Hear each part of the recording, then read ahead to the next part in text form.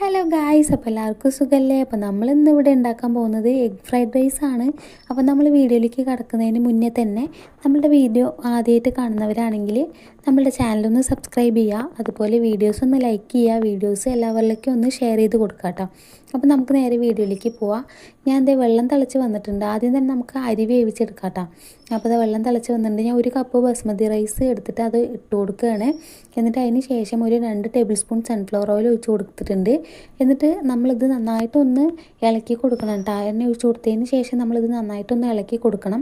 ഇത് അരികൾ തമ്മിൽ ഒട്ടിപ്പിടിക്കാതിരിക്കാൻ വേണ്ടിയിട്ട് നമ്മൾ ആദ്യം തന്നെ ഇത് നന്നായിട്ടൊന്ന് ഇളക്കി കൊടുക്കണം കേട്ടോ.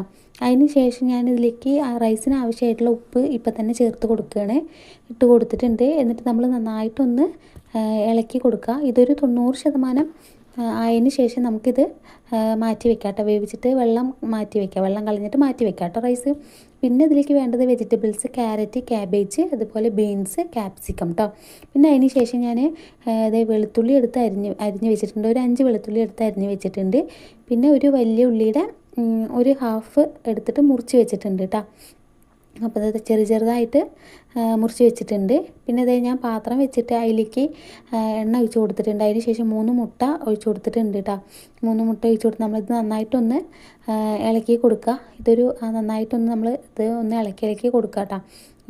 ഒരു കട്ട ആവുന്നത് വരെ നമ്മളിത് നന്നായിട്ടൊന്ന് ഇളക്കി കൊടുക്കണം. അപ്പോൾ അതേ നമ്മളുടെ മുട്ട റെഡി ആയിട്ടുണ്ട്. അപ്പോൾ നമുക്ക് അതിലേക്ക് ഉപ്പും, ആവശ്യത്തിന് ഉപ്പും, അതുപോലെ കുരുമുളക് പൊടിയും ചേർത്ത് കൊടുക്കാം കേട്ടോ. ആവശ്യത്തിനുള്ള ഉപ്പും ചേർത്ത് കൊടുത്തിട്ടുണ്ട്, കുരുമുളക് പൊടി ചേർത്ത് കൊടുക്കുക. എന്നിട്ട് നമ്മളിത് നന്നായിട്ടൊന്ന് ഇളക്കി കൊടുക്കുക കേട്ടോ. നമ്മളിത് കട്ട ഒരുപാട് പൊട്ടി പോകണ്ട. അപ്പോൾ നല്ല രീതിക്ക് ഒന്ന് ഇളക്കി കൊടുത്തിട്ട് അപ്പോൾ നമ്മൾ എഗ്ഗ് റെഡി ആയിട്ടുണ്ട്. അതൊരു വേറെ പാത്രത്തിലേക്ക് എടുത്ത് മാറ്റി വെക്കാം കേട്ടോ. അതിന് ശേഷം ഞാൻ ആ പാത്രത്തിലേക്ക് തന്നെ എണ്ണ ഒഴിച്ചിട്ട് വെളുത്തുള്ളി ഇട്ട് കൊടുത്തിട്ടുണ്ട്. അപ്പോൾ വെളുത്തുള്ളി ഒന്ന് നന്നായിട്ടൊന്ന് ആവുമ്പോൾ നമുക്കതിലേക്ക് സവാള ചേർത്ത് കൊടുക്കാം കേട്ടോ. മുറിച്ച് വെച്ചിരിക്കുന്ന സവാള ചേർത്ത് കൊടുത്തിട്ടുണ്ട്. അതൊന്ന് ഇളക്കി കൊടുത്തതിന് ശേഷം നമുക്ക് വെജിറ്റബിൾസ് എല്ലാം ആഡ് ചെയ്ത് കൊടുക്കാം. അപ്പോൾ നമ്മൾ എടുത്ത് വെച്ചിരിക്കുന്ന വെജിറ്റബിൾസ് എല്ലാം നമ്മൾ ആഡ് ചെയ്ത് കൊടുത്തിട്ടുണ്ട്. എന്നിട്ട് നമ്മൾ നന്നായിട്ടൊന്ന് ഇളക്കി കൊടുക്കുക.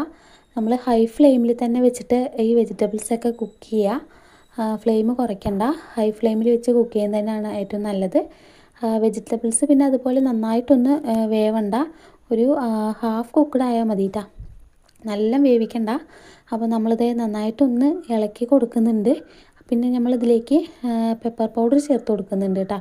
പെപ്പർ പൗഡറും പിന്നെ അതുപോലെ ആവശ്യത്തിനുള്ള ഉപ്പ് ഇതിലേക്ക് നമ്മളൊന്ന് ചേർത്ത് കൊടുക്കുന്നുണ്ട് കേട്ടോ. ഇതിലേക്ക് ആവശ്യമായിട്ടുള്ള ഉപ്പ്, വെജിറ്റബിൾസിന് ആവശ്യമായിട്ടുള്ള ഉപ്പ് കുറച്ചൊന്ന് ചേർത്ത് കൊടുക്കുന്നുണ്ട്. പിന്നെ അതുപോലെ പെപ്പർ പൗഡറും ചേർത്തിട്ട് നന്നായിട്ടൊന്ന് ഇളക്കി കൊടുക്കുക. അതിന് ശേഷം നമ്മളിതാ കുക്ക് ചെയ്ത് വെച്ചിരിക്കുന്ന മുട്ട നമ്മൾ ഇതിലേക്ക് ആഡ് ചെയ്ത് കൊടുക്കുക.